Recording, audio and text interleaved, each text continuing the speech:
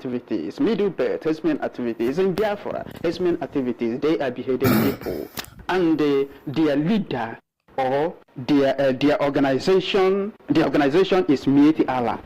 We want to understand why Nigerian government gave Mieti Allah 100 billion naira, no matter the security issues in Nigeria. Well, this issue, we have discussed about it. We have talked about it for a very long time. It is quite clear at this point in time for everybody to understand that the Islamists, the jihadists, led by the Fulani Jihad, is in control of the Nigerian government. Yeah. If you could remember, there was a time that Boko Haram nominated the late Muhammadu Buhari to negotiate on their behalf when the former president of Nigeria, Goodluck Jonathan, was in power.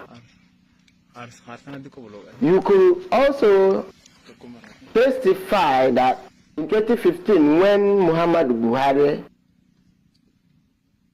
became the president of Nigeria, he started pacifying the murderous Islamist Boko Haram that has been killing people, that have raised communities, that have caused death and destruction.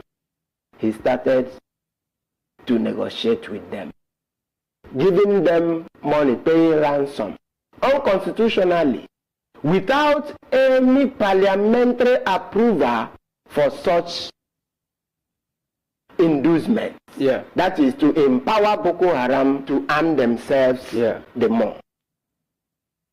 Okay.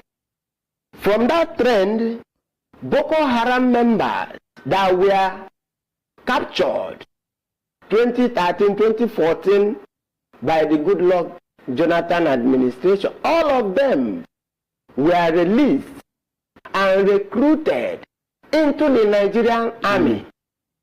And such recruitment, recruiting jihadists into the mainstream Nigerian army, is supposed to have gone through the parliament if Nigeria is really a state that works with laws.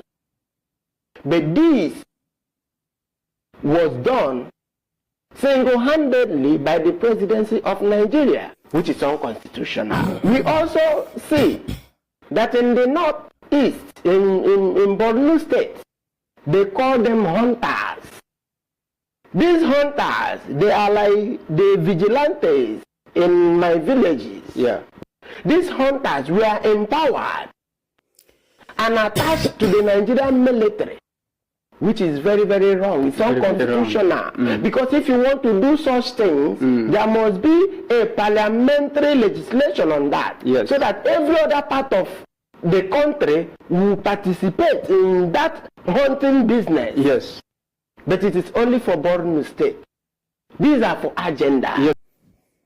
We can also remember that immediately Muhammadu Buhari was sworn into power in 2015. The first thing he did was to take the military command center, take it to Borno, to the Fulani controlled area. It was for a purpose. In order to indoctrinate these people secretly without people knowing it. What they are doing, they are officially retraining these jihadists. As they are training them, these people, they are retraining them in order to use them for an impending jihad. There is an impending jihad in Nigeria because in 1960, after Nigeria's independence, Ahmadu Bello reminded them again that this estate, this Nigeria that was created, that has been given independence, should be seen as an estate of their great-grandfather Usman and fodio. That they will prevent us from controlling our destiny. And that is what they are pursuing to the letter. And in 2019, the government is giving out 100 billion naira to the terrorists. It's for a purpose. To advance ethnic cleansing, to take over the land that belongs to the indigenous people, enslave those that couldn't run away.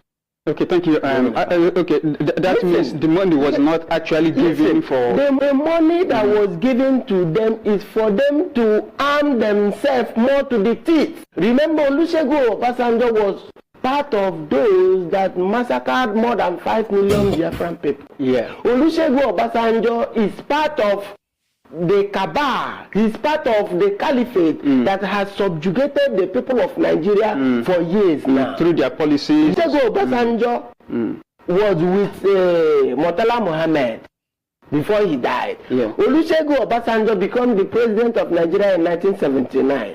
Olusegun Obasanjo also became the president of Nigeria again from 1999 to 2007.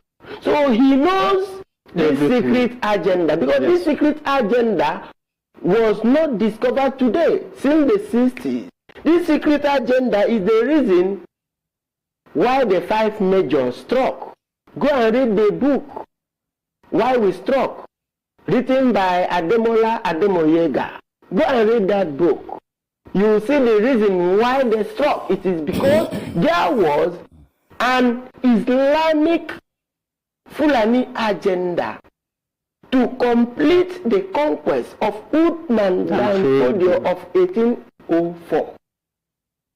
So these are what is happening. Mr. Kalagu, you have said it all. Our people can see exactly what is happening, the movement of Islamization in Nigeria, the movement of jihad in Nigeria. Biafrans had you, and what we want to understand right now is, what do you think that the Biafrans should do right now to escape this Fulanization agenda? The only thing is to embrace Biafra.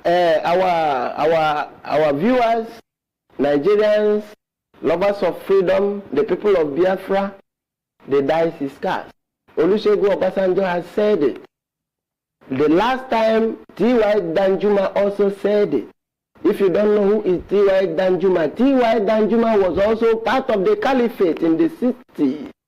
T.Y. Danjuma was one of those, including Gowon, that killed Agoyi Ironsi.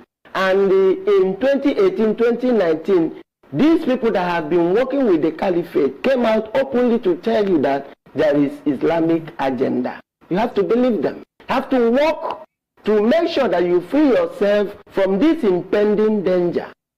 Because the Nigerian constitution, which is fraudulent, has Sharia in it. And this Sharia is what they are implementing. So we should not take this particular threat with a pinch of salt. We must act decisively through the revolution that the indigenous people of Biafra is seeking through the United Nations Charter for the rights of indigenous people for self-determination. Thank you very much, Mr. Karago. Thank you for your contribution. Yes. Thank you very much. So here is the truth of the matter. We have made everything known to you to understand the situation, what is going on right now in Nigeria.